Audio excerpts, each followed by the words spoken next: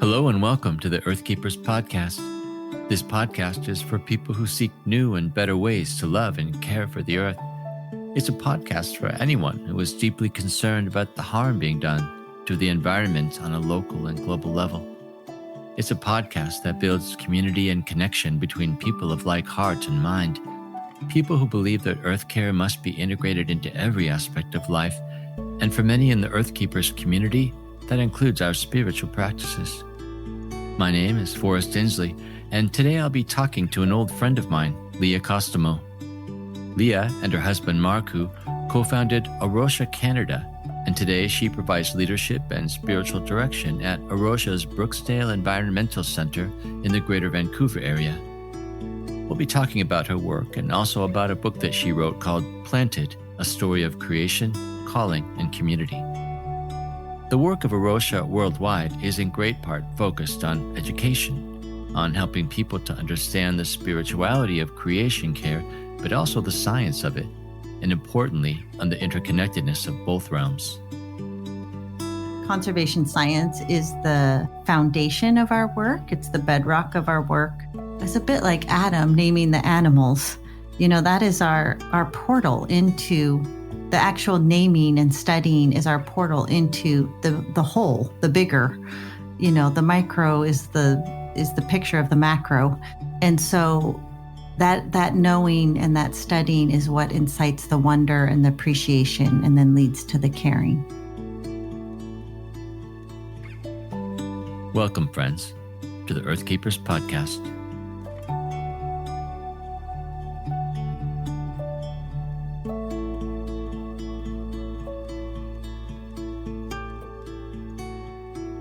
Welcome, Leah. Maybe you could start by telling us a bit about what you do. I work for an environmental organization called A Rocha. It's sort of strange name. It means the rock in Portuguese because our first environmental center was started over 35 years ago in Portugal. And it's in 20 countries around the world. So I work at our center in BC, just across the border, south of Vancouver. We do 4 things primarily: environmental education, sustainable agriculture, environmental conservation science, and then we also have a guest house, so we do hospitality. What is the center called? A Rocha is the name of the organization, so lots of people just call it the A Rocha Center, A-R-O-C-H-A. But historically, the name has been Brooksdale. That's the name it came with. It was a property donated to us. So we're also known as the Brooksdale Environmental Center, or sometimes A Rocha's Brooksdale Environmental Center. That is a mouthful. That is a mouthful. So how did you get involved? 25 years ago now, I was a student at Regent College, and you might recall because you, Forrest, were a student at Regent College. Yes, I was. At the same time. And I was in a class with you called Incarnational Mission with a couple named Peter and Miranda Harris, and they were the international founders of this organization. So through that 4 months with them, learning from them, learning this vision of creation care as Christian mission, it kind of brought together my love for the natural world and my love for God in Christian work. So I was hooked. I have to say that class was also the turning point for me, in the sense that I had these warring loves in me: love for Jesus, love for the church, but also love for creation. And I had a hard time reconciling those, especially because I think in the evangelical tradition, I had been trained to value human flourishing above all things and didn't see any sort of middle ground. So I'm curious, what was your transformation like in terms of your theology and your point of view about earth care? I think similarly, because I had grown up with this great love for creation and then being in a more evangelical tradition in my 20s, that was seen as not valued, I would say. So it had already started to change when I came to Regent College, because there are some professors there called Lauren and Mary Ruth Wilkinson, who are basically the grandfathers of the Christian creation care movement. So it was sort of like drinking like the clearest water after you've been so thirsty and knowing like, I know that water's out there. I just don't know where it is. And I had worked for a campus ministry that definitely didn't value it. And I used to show up to the meetings in my Birkenstocks and my big woolly sweater and got labeled as the fringy environmentalist, even though I really wasn't doing that much environmentally. So it was nice to come to a place where both were valued, both love for God and love for the earth. So if you were to back up even further and look at where your interest in creation, your love for the earth, how did it develop? Well, it's funny because I grew up in Scottsdale, Arizona, in the suburbs where you are pretty disconnected from your environment, from the desert, because you're living in swimming pools and at shopping malls. But every summer, my family would go up to Orcas Island in the San Juan Islands and stay at my grandparents' house. And my grandparents' neighbors were a couple named Frank and Dorothy Richardson. And he was an ornithologist who taught at UW. And in fact, there's still a biodiversity kind of museum or center named after him there at UW, University of Washington. So we pretty much spent every moment we could with them, my sister, my brother, and I. And they had hand-built kayaks that they would take us out in. They could tell you the name of every flower or plant you saw, usually the Latin name. Once we came over and they had these little tiny bones on their plate, and we were asking, what did you have for lunch? And they said, well, we were driving back from Deer Harbor and a robin flew into our windshield and died. So we pulled over, picked up the robin and brought it home and ate it for lunch. So I've never gone that far to eat roadkill, but they just through their whole life, through their love of birds, especially, but they also had an organic garden that we helped till with them. Just the way they live their life dramatically influenced me. So I think it was the combination of being in that almost magical place of Orcas Island when you're coming from the desert up to the temperate rainforest. Although actually the islands are a different ecosystem. It's a Gary Oak ecosystem. And then these people, it's like Rachel Carson's quote. She says something like, in order for a child to keep their inborn sense of wonder for the natural world, they need at least one adult to share that wonder with them, like fanning that flame. So I think early on, those two people, Frank and Dorothy, who were just delightful people in and of themselves, but their hospitality in creation towards just these little neighbor kids really, really, really impacted me. It's interesting that in many ways you carry on their legacy, especially when it comes to children, because one of the things that you're involved in, your community is involved in, is the education of kids. And as the father of a teenager, I think a lot about that. I think about ways that I have and haven't adequately connected my daughter to creation. And there was a phrase that you used in your book, Planted. What was it? Nature Deficit disorder. I'm wondering if you can talk about what that really is. What is nature deficit disorder, and how do you try to work against that? Yeah, it's a term coined by Richard Love, who wrote Last Child in the Woods. And he has sort of a database of empirical studies on this topic. And I understand that actually some doctors now in the States are diagnosing this like as a thing and actually prescribing walking in the woods as a medicine for it. Yeah, so it's basically the fact that kids don't spend time outside. They are on screens or they're in class or they're playing sports on a field, which are all like class and sports, screens aside, are good things to do. And that because of this, kids are more anxious. It's not necessarily always a direct correlation, but there's this fascinating book called Your Brain on Nature. And it shows all these studies they've done on things like ADHD, for example. When kids go for a walk, particularly with an adult who they trust in the forest before school, their symptoms of ADHD go way down. And things like crazy things. They did this study in Pennsylvania on people recovering from gallbladder surgery. They put half the patients on one side of the hospital where they only had a view of a brick wall. And then the other patients recovering had a view of a forest. And the patients, and then they took stats on how much pain relief they needed and how fast they got better. And the people with the view of the forest got better remarkably faster.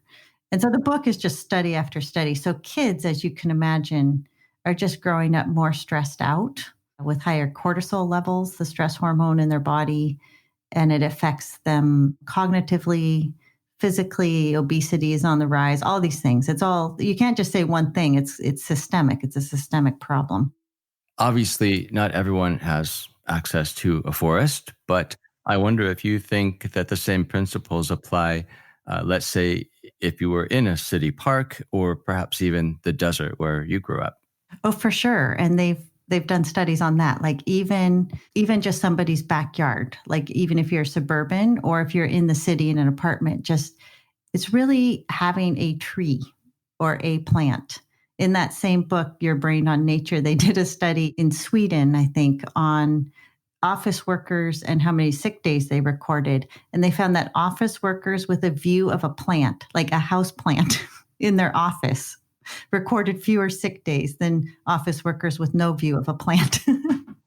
Very interesting. So it doesn't have to be a whole forest. That's better because of negative ions and all the things that are happening just even chemically. But there's something about even just seeing a plant that is recalibrating somehow.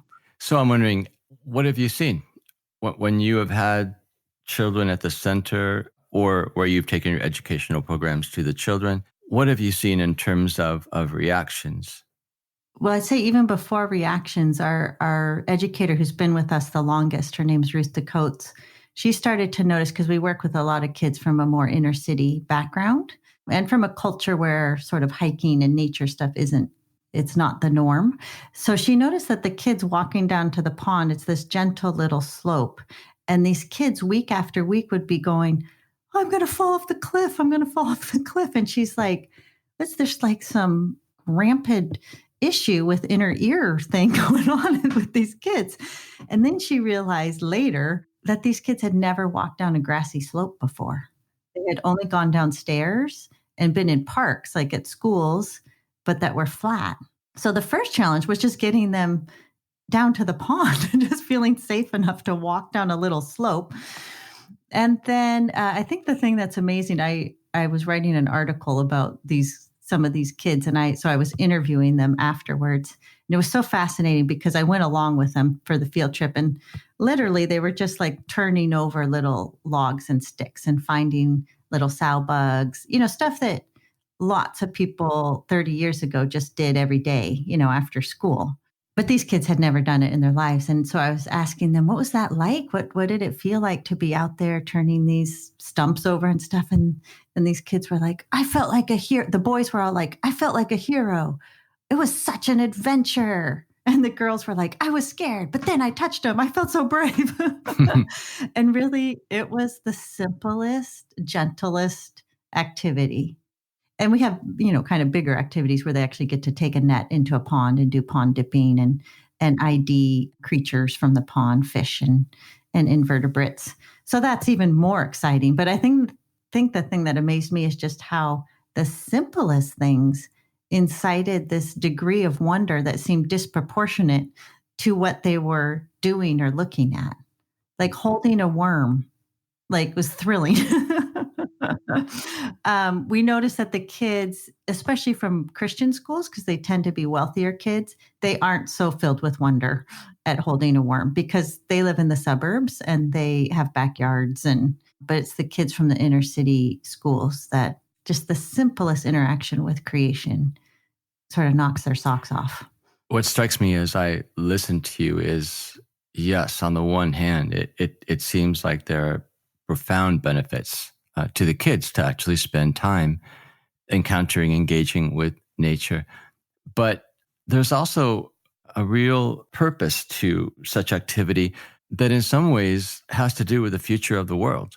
Because who else is going to advocate for creation and find ways to care for it and invent sustainable ways of life, except for the people who already have that connection to nature? For sure. That's sort of one of our mottos. Our environmental educator, Ruth, at the where her signature is. She has a quote from Stephen Bauman Prediger, who's a professor of environmental studies at Hope College in East Coast someplace. And he says something like, we can't care for what we don't love, and we don't love what we don't know. So the first challenge is get them know it, then they'll care for it, or then they'll love it, then they'll care for it. But a generation totally disconnected from creation is a very scary thing, I think. I want to pick up on that word, knowing, and knowing about as a phrase, because it reminds me of one of the ways that you describe the work you do and the place that you live. It's an environmental studies center. And I'm curious why the emphasis on study. Well, the funny thing is we've dropped that bit of our name, the study. Oh, have you? That when I wrote the book, that was still there. Now we're just an environmental center. But study is, I'd say the conservation science is the foundation of our work. It's the bedrock of our work. Even those of us who aren't directly involved in that aspect of science. On our team, we do have 3 staff who that's all they do is science work. And there's different studies in our little watershed of the Little Campbell River watershed, they're studying about 14 species at risk. So these are species that are either endangered or at risk of, are threatened or at risk of their habitat is threatened, or there's something that is threatening them that might make them endangered. So even those of us who aren't doing that hands-on research, we'll stop a meeting to look out the window and see what kind of bird that is flying by. Because I think that is it's a bit like Adam naming the animals. That is our portal into the actual naming and studying is our portal into the whole, the bigger. The micro is the picture of the macro. And so that knowing and that studying is what incites the wonder and the appreciation and then leads to the caring. In another part of your book, you described the themes of your work as creation care, hospitality, and justice. And I found that to be a curious combination. I wonder if, in view of those 3 things, those 3 thematic elements, you could talk about a typical day in the life of the center. Well, yeah, I don't know if there is a typical day, so that's a problem, but I'm mindful. I think of our center director, David Anderson, was outside one day. Sometimes we rent our site or part of our site to film crews. That's how we make money sometimes to pay for everything we're doing. So there was scouts for this film crew were out looking at our site, and the guy's looking around, and this school bus pulls up, and all these kids who, seem like they weren't from the rich white schools, they come pouring off the bus. And then there's some seniors walking by, and then some people walk by with shovels. And he's like, what do you guys do here? So we have these 3 teams. So our education team welcomes over 2,000 school kids a year. So I'd say they're welcoming at least 6 school groups a week. So at least 3 days a week, there will be 1 or 2 hour school groups on site, and they'll be in the gardens or down by the pond or in the forest. And then our science team will be working somewhere in the watershed, usually down by our river or somewhere else in the watershed, studying these species. So it's like a monitoring project. If it's not the dead of winter, our garden team will be out in the fields. So we have 2 farmers, and then they have interns and volunteers who join them. And they're feeding about 500 people a week from that garden. It's a CSA, Community Shared Agriculture project. So there's about 170 shares of people who get a weekly bin of veggies from there. And then they provide all the vegetables for our center as well, for our guest house. So they are growing a lot of food, literally tons and tons of food. Yeah. And then I lead retreats sometimes out of the guest house. So there might be a retreat going on. We also partner with seniors who are, lack access to creation. So there might be a seniors group out. Sometimes we pair them up with the kids, the inner city kids. So they might be doing a cooking program together. There's over 25, maybe closer to 30 people on staff at our site, some in admin, some in program. So there's a lot of things happening. Oh, we also have a little gift shop. So some people might be just coming to the gift shop. So I hear the creation care. I hear the hospitality for sure. Yeah. Tell me more about the justice theme. Yeah, the justice theme. I mean, I think there's first justice for creation. That creation, how we get our food, is all often unjust for the earth in its level of pesticides and herbicides and overuse of the soil. So there's that justice. And then the people that we partner with or invite on site, we have been intentional, not just to cater to people who can already afford or have the means to get out into creation. So we partner with the Surrey School District with a program called Girls in Action, and they work with kids that might be more economically challenged, and in particular with girls in junior high who are either identified as bullies or at risk of being bullied. And they put these kids together. They don't tell them which is which, like, oh, you're the bully, you're the bullied. No name tags, but they put them together and they take them out on these little excursions. So we're one of their kind of favorite spots. So they'll bring them out on a regular basis. And it's quite amazing because, these are the kids who are walking down the grassy slope and think they're going to fall off a cliff when really they're just strolling on this nice little path. And they're the ones who they're walking, up to the woods. And it's a very tame little woodland. It's like not a scary place, but they're clinging to each other and saying, are there wolves in here? Are there bears in here? And we're like, no, actually, there's a business park just on the other patch of this little forest. Like, this is really suburban. But there's something, the barriers, Richard Love talks about this, that kids actually increase in sociability outside. The kind of playground politics of school gets all dismantled out in nature because everybody's afraid of the bear. Everybody's afraid of the wolf. Everybody's enchanted by the sow bug they just found under the log. So basically, friendships are forged. And the kids, some of the programs, they're making food together and sharing. There's this sort of communion theme going on. So it's both, they have like the tiniest little bit of risk. It's not real risk, it's all imagined. And then real communion with each other, and then the wonder of creation. And so there's this sense of justice that these kids get to experience what rich kids totally take for granted. Yeah, it's interesting that you started your explanation of justice with justice for the environment. And as someone who works in community development, one of the tendencies or assumptions or biases really that my students have is in favor of social justice. And so we now call our social justice course social and environmental justice, because you really can't have one without the other. You're not really fully paying attention to the whole if you're not looking also at the larger environment. And that, I know, is an important theme to you. You riff on this term ecology and what that really means, that everything is connected. And I'm wondering if you could say more about that. Yeah. I mean, the word ecology comes from the Greek word oikos, which just means household. And in a household, it's all relationships that are connected. If there's one member of the family who's really out of whack and not happy, that ripples throughout the rest of the family. So, you saw, for example, in the Syrian situation, there were, and this might be controversial, but lots of people have been writing about this and thinking about this, that there was 2 droughts, like once every 100-year droughts in the 80s and 90s in Syria, which then led to political unrest because the farmers weren't getting the help that they needed from Damascus. So they went to Damascus and start to, clamoring for justice, which then led to the whole civil war.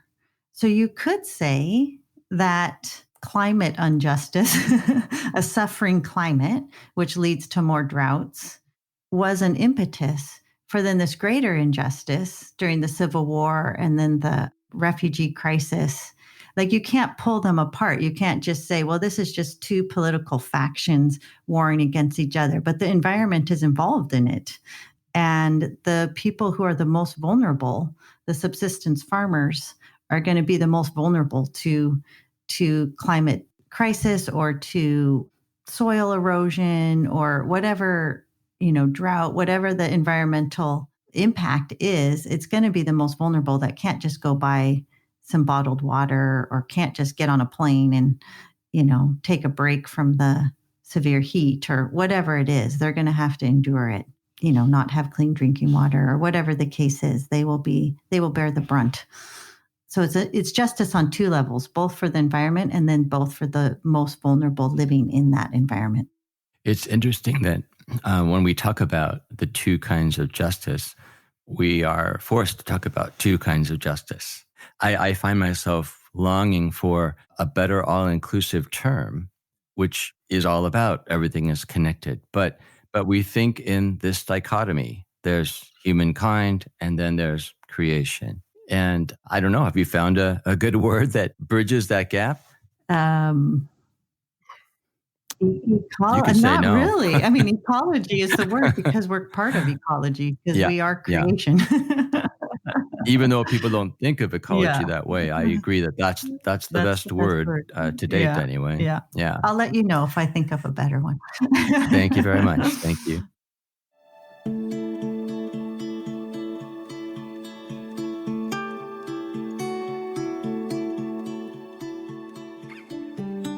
As we pause in our conversation with Leah Kostamo, I want to offer some questions for you, our listeners, to consider.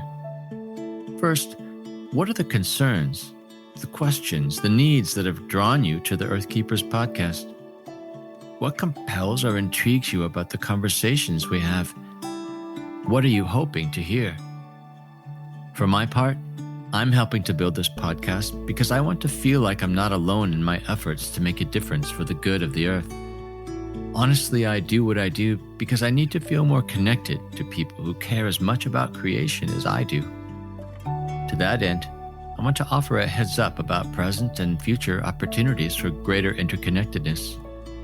As an organization, we're growing into our vision still, but we know for sure that we want to create ways for our listeners to be more connected to one another in virtual global community. And we have some good ideas in the works, so stay tuned. For now, let me encourage you to subscribe to the Earth Keepers podcast and to visit our website at circlewood.online to sign up for regular updates about ways to get involved. Now, one thing that Earth Keepers tend to share in common is an orientation toward action. Many of us are drawn to act out of love for nature and the urge to protect and care for the earth. At other times, we may feel driven to action by anger at environmental injustice and outright abuse of creation.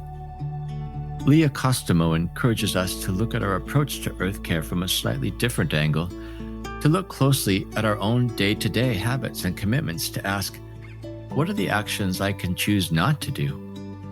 Are there ways to refrain from certain actions to practice a simpler way of being in the world that benefits not just our ecologies, but our very souls as well?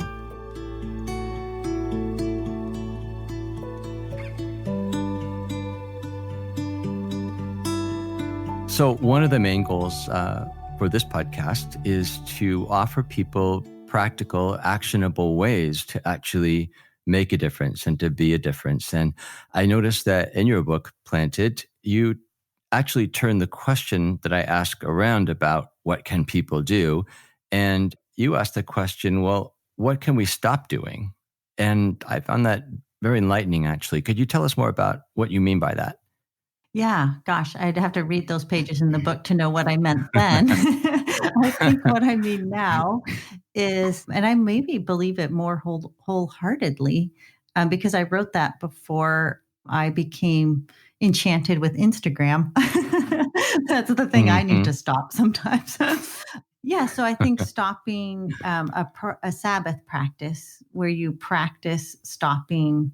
For our family, at least me, I won't speak for everybody in my family, but I try to stop screens, except for maybe a good movie. I make exceptions for, like one good movie and stop consumption. Like this is a day to not need to go shopping, to not do online shopping, to not think that I am those things that I can purchase.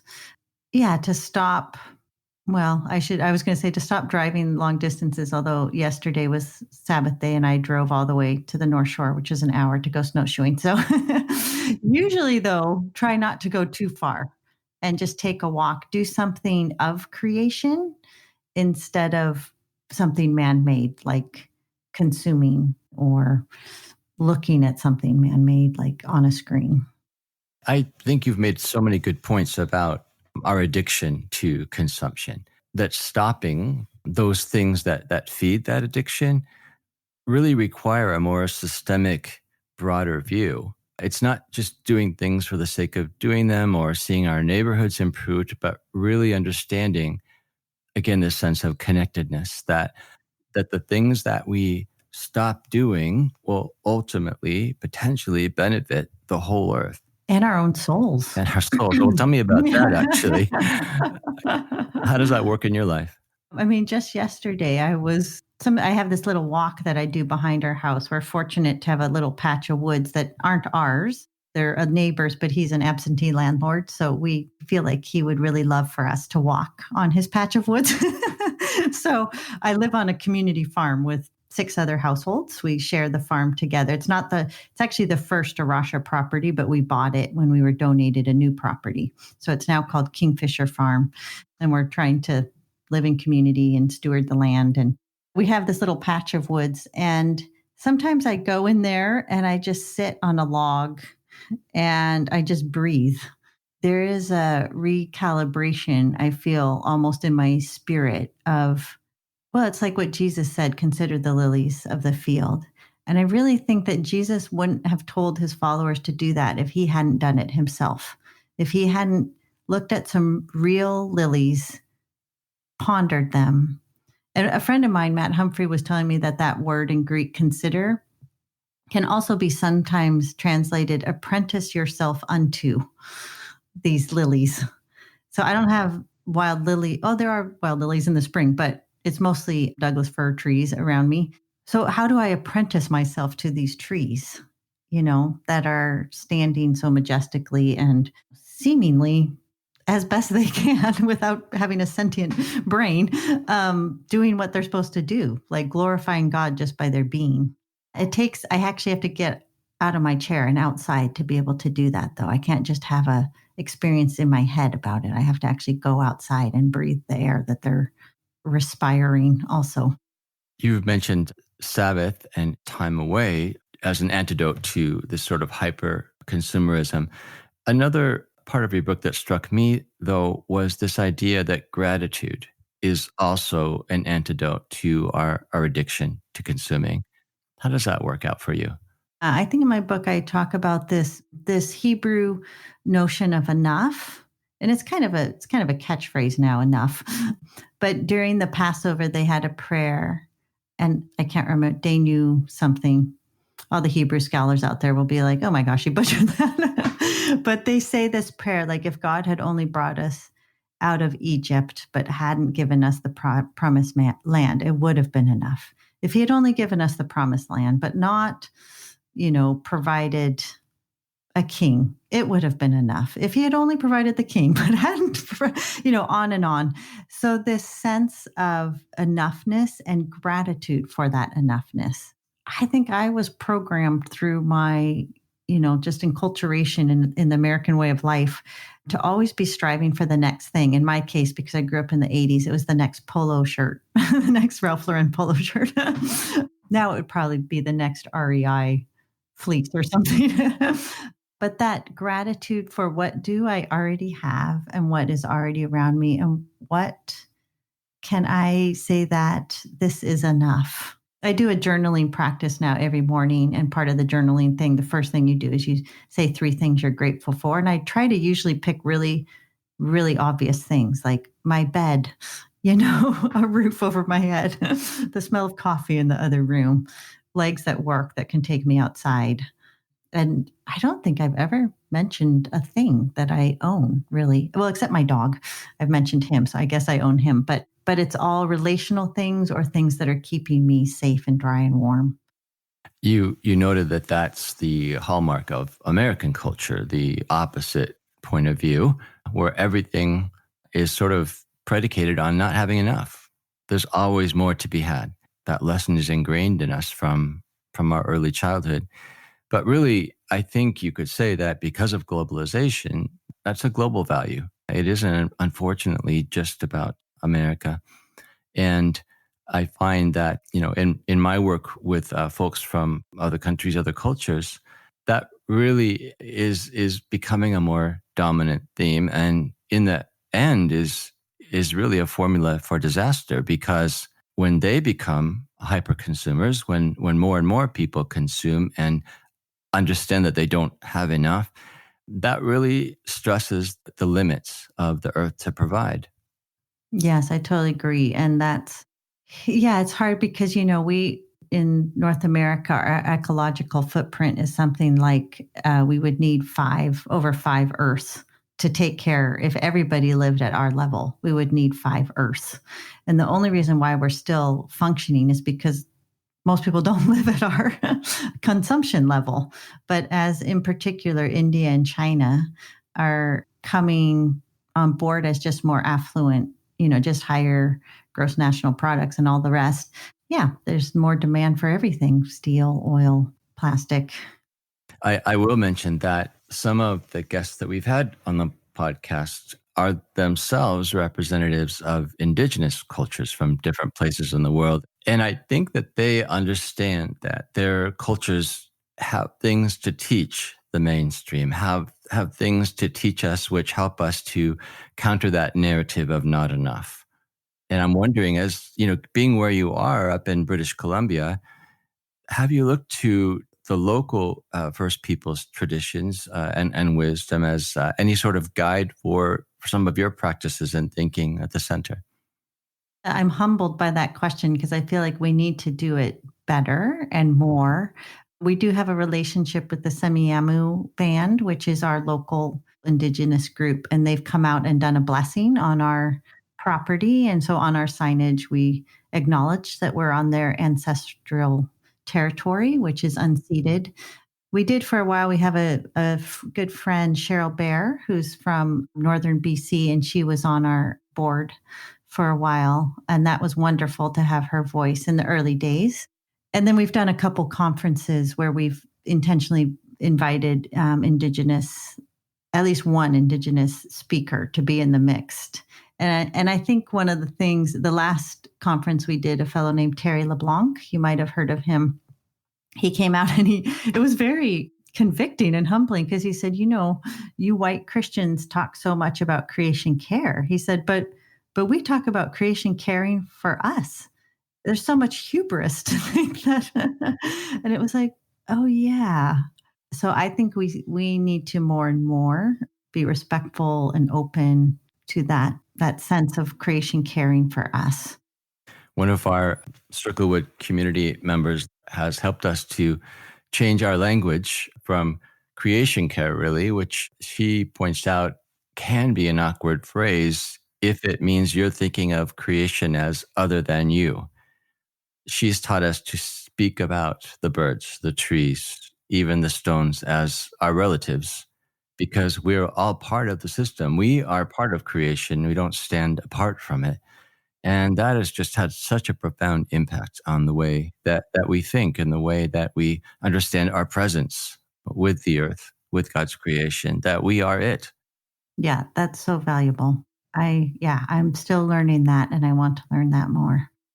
This idea of footprint is one that we hear a lot about, but that seems to be an important framework. And I'm wondering, how can people be more aware of their footprint? Like, how do they know what they're doing and what the impacts are? I think the easiest way is just to take a little test.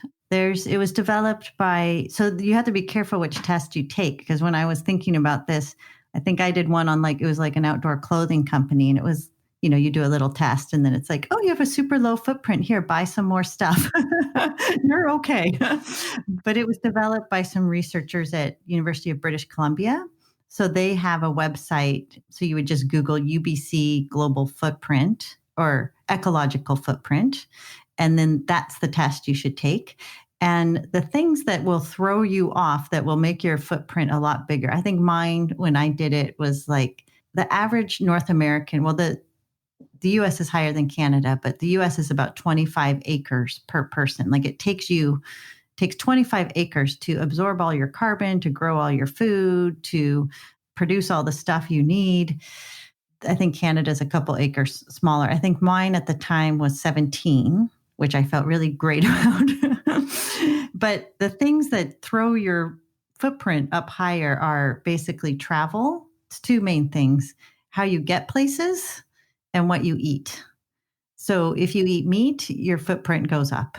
If you have a mostly vegetarian diet, your footprint goes down because it takes so many acres to grow the grain, to feed the cow, to get the water, to water the grain, to feed the cow. Whereas you could just be eating that grain.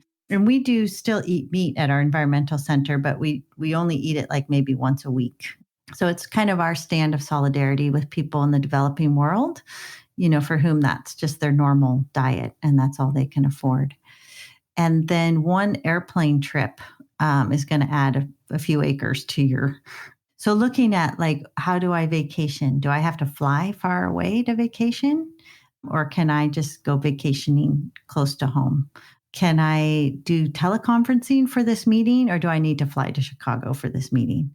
You try to, reduce and reuse first, and then you recycle last. I think it's the same for carbon offsetting. So you try to reduce your footprint. And then when you need to travel for whatever reason, for work or something, or some family reunion that's only happening, every 5 years, then you can offset. We have a program called Climate Stewards, which calculates, how much carbon you're going to burn in that flight. And then it suggests a donation. And then that donation goes towards planting trees in Ghana and Peru, which will then capture that amount of carbon. And that's a program that A Rocha runs. Yeah, not A Rocha Canada, but A Rocha International. So if you went to A Rocha International's website, arocha.org, and then up in the menu, you would see Climate Stewards. Yeah, my husband works for an organization called Himalayan Life, and they have a recycling plant in Nepal, and they're actually starting an offsetting program as well, I think. And then the money from that will go back to their work with street kids collecting bottles, recycling. I find that in your book, you have a very refreshing realism and humility that some of these environmental justice books don't have. You mentioned that you were happy with your score of 17 when the American norm is 24. But then, of course, when you compare that to the norm of so much of the rest of the world, which is 6 acres versus 17. Yeah. Mm-hmm. Then we have to be humbled. And you were, in your book, you talked about that experience. And I'm wondering if you could read that story of your visitors and where you realized the dangers of having too much confidence in your sustainable choices. Yeah, so this is a true story. Being leaders of a national Christian conservation organization, my husband Markku and I occasionally get to play host to leaders of other national Christian conservation organizations. It's a pretty small fraternity, and while there are no secret handshakes to signify one's membership in this elite club, there are plenty of other signifiers. Like, for instance, turning one's living room into a laundromat. Ah, I see you're using a laundry line, Mr. Environmental CEO observes as I show him and his wife into our home. Why, yes, I say, practically pawing the ground with my toe. In your living room, no less, remarks the wife with obvious approval. The environment's more important than aesthetics, I chirp. Indeed, everyone harmonizes in sympathetic agreement. We weave through our 800 square foot dwelling to the kitchen, and I can tell they are taking mental stock of our possessions and lack thereof. Feeling very chuffed about our obviously moderate ecological footprint, I brew up some fair trade organic loose leaf tea, and we start in on the favorite topic of all environmental CEOs everywhere, the evils of a consumer society. We bash all the billionaires we can think of for their private jets, mega mansions, and fleets of Hummers. What hedonists. Conversely, what enlightened souls this guy and his wife are. So perceptive when it comes to society's ills. So bang on.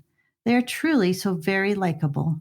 I start to wonder if we can set up some sort of arranged marriage between our children so that we can spend all our future Christmases together.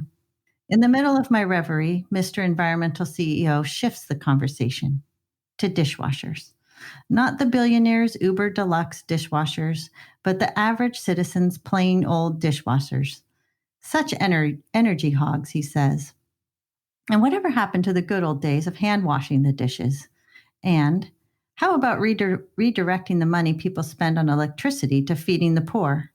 The litany goes on, and I begin to feel more and more like a kid caught with her hand in the proverbial cookie jar. For, all the while this guy is musing, I am trying to magically inflate myself like a pufferfish so as to conceal what I am standing right in front of, our brand new Bosch ultra quiet dishwasher, which I love to pieces. Yeah, I read that and realized how easy it is for us to get all sanctimonious about the choices we make. Yeah. And I do think there's a real danger in this Yeah. because we can make significant choices, get to that place where we've made changes in our lives that do make a difference. But I think the satisfaction that we feel at times can make us stop.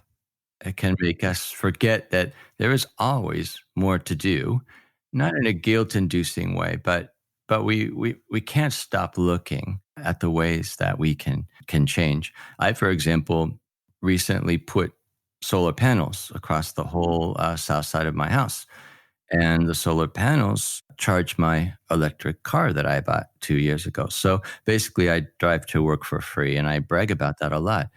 But I realize that smugness that I sometimes have really stops me from remembering that, oh, this weekend I'm actually flying to Chicago for a conference that, strictly is not necessary. And I could probably just get the recording. Yeah. There you go. There's always a rub. I appreciate, though, the honesty of your tone and your willingness to say that this is me too, right? Yeah. Well, one question that I've been asking in every podcast episode lately is, in the face of possible despair, where do you find your hope? Interestingly, choosing hope is a theme throughout your book, Planted. And I wonder if you might read again from your book one of the statements about the biblical grounding for hope. Yeah. So this is in the chapter called Subterranean Grace in a World of Wounds. And it says, one of the liabilities of an ecological education, writes Aldo Leopold, is that one lives alone in a world of wounds. Knowing what conservationists know, it's only logical that they would be tempted to despair. But the Christian way is one of hope. Consider Paul's words in Colossians 1:15-20. He, Jesus, is the image of the invisible God, the firstborn over all creation. For by him all things were created, things in heaven and on earth, visible and invisible. Whether thrones or powers or rulers or authorities, all things were created by him and for him. He is before all things, and in him all things hold together. And he is the head of the body, the church. He is the beginning and the firstborn from among the dead, so that in everything he might have the supremacy. For God was pleased to have his fullness dwell in him, and through him to reconcile to himself all things, whether things on earth or things in heaven, by making peace through his blood shed on the cross. This is a passage that roots us in hope. Hope that someday, somehow, some way, redemption is possible for all things. In this passage, Paul links creation and humanity's redemption through the person of Jesus. Through Christ, all things were created. He sustains all things and holds them together. And then through his resurrection, he reconciles all things. Where might all things stop, do you think? Does it stop with people? This is how I used to read it. But the radical point this passage seems to be making is that creation itself participates in redemption. It is our anthropocentric view of the world that causes us to read all things as all people. That's powerful. Thank you. I would say my only caveat, I totally still believe all that, but I see as things have gotten worse since I wrote this book. I mean, just in 5 or so years, And there's a fellow that teaches at UBC, his name, or used to at least, his name is Richard Wright. And he wrote a book called The End of Progress. And he talks about the citizens of Easter Island, which denuded their island of trees. Like Easter Island is this barren island now, with those monolithic heads.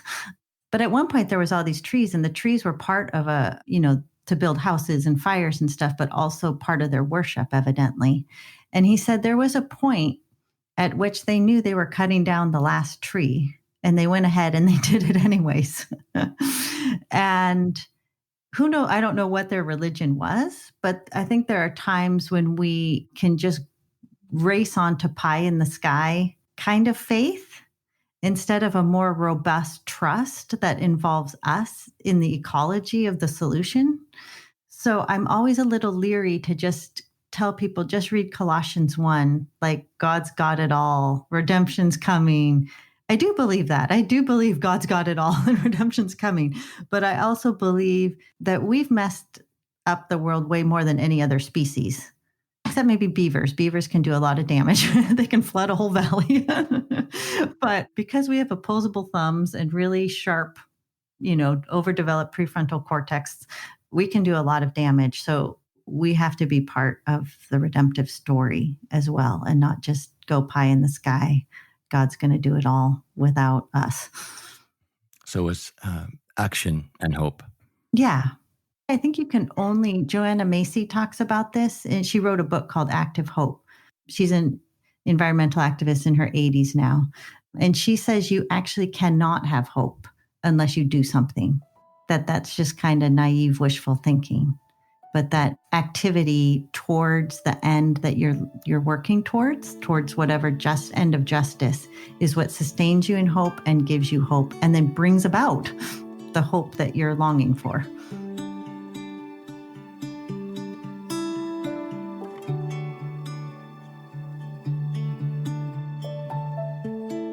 We've been talking with Leah Kostamo, co-founder of A Rocha Canada and author of the book Planted, A Story of Creation, Calling, and Community.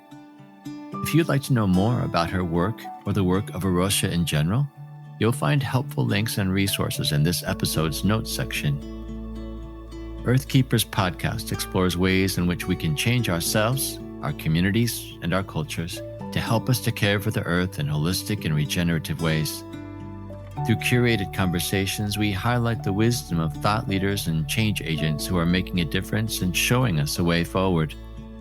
When Earthkeepers stand together, they amplify the impact of their resistance against environmental injustice and multiply their efforts for renewal and restoration.